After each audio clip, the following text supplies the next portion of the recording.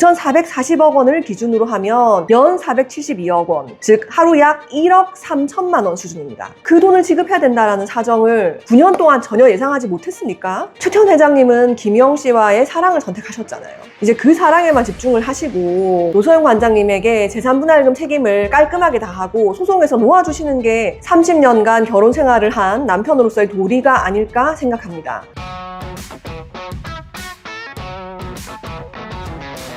안녕하세요. 이혼 전문 변호사 변경민입니다. 최태원 회장이 파기환송심 판결에 불복해서 재상고를 했습니다.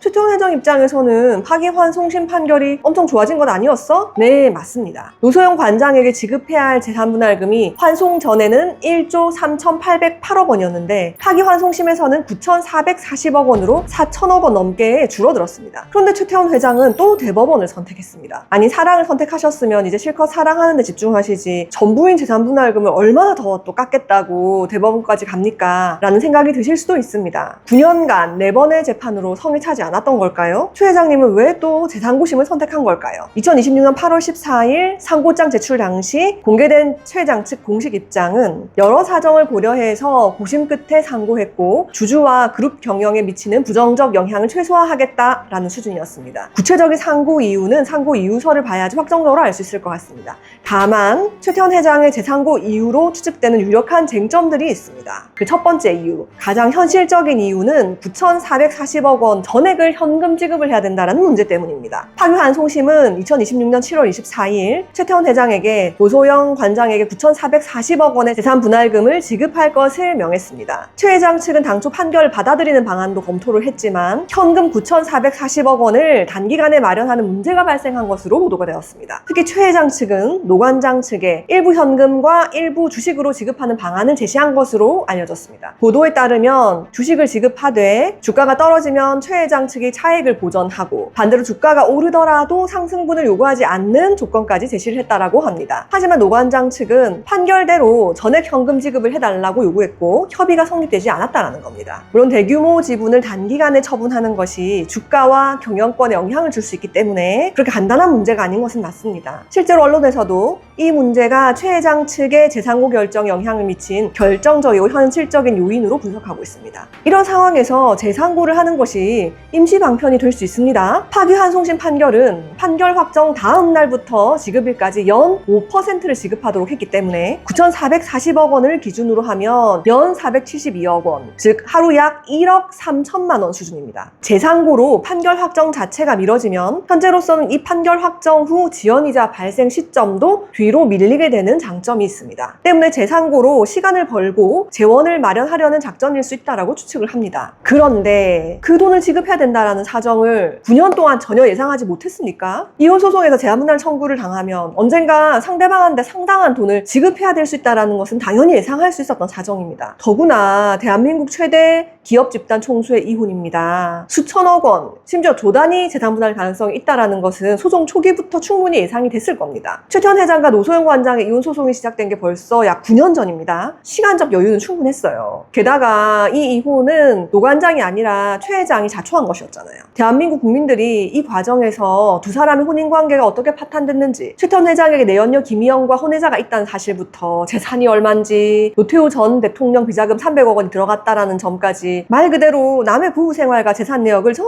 국민이 생중계하듯이 지켜봐왔습니다. 최태원 회장은 본인이 사랑하는 사람을 선택을 했고 그 선택 때문에 조강지처가 사실상 축출되면서 기존의 가정이 해체되는 것까지 모두가 지켜봤다는 거죠. 그 과정에서 대법원까지 갔다가 다시 고등법원으로 내려와서 지금까지 4번째 재판을 한 겁니다. 그런데 9,440억 원 현금 지급이 어려워서 5번째 소송을 다시 해야 하는 것이 사실이라면 9년 동안 이혼을 원해서 소송을 했다면 재산분할 결과에 대한 법적 책임까지 같이 준비했어야 하는 거 아니냐라는 비난을 피할 수 없을 겁니다. 사람의 감정이라는 것이 법으로 억지로 묶어놓을 수 있는 것도 아니죠. 저는 이혼 전문 변호사로서 사랑이 끝나고 다른 사랑을 선택하게 되는 상황을 직업적으로 많이 보았기 때문에 전혀 이해가 안 되는 부분은 아닙니다. 하지만 사랑에는 선택이 따르고 선택에는 책임이 따릅니다. 새로운 사랑을 선택했다면 그동안 자신과 혼인 생활을 해온 배우자와의 관계도 신사적으로 잘 정리를 해야 되는 겁니다. 두 번째 이유, 대법원에서 저 돈 마련이 어려웠어요 된다는 걸 이유로 쓸 수는 없습니다. 파기환송심 판결에 법리 오해가 있습니다 라는 주장이 있어야 된다는 거죠. 법조계가 주목하고 있는 법리 싸움은 이것입니다. 주가 상승분을 기여도에 반영한 것이 적법한가? 파기환송심은 SK 주식의 가액 자체는 사실심 변종일인 2024년 4월 기준으로 평가를 했어요. 그 이후에 SK 주가가 크게 상승한 사정은